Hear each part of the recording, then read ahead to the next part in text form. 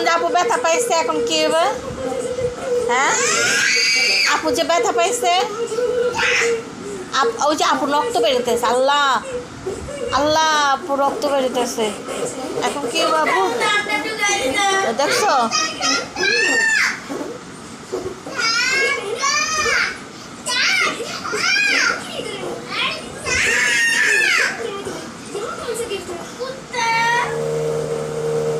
ওই যে আপু ব্যথা পাইছে।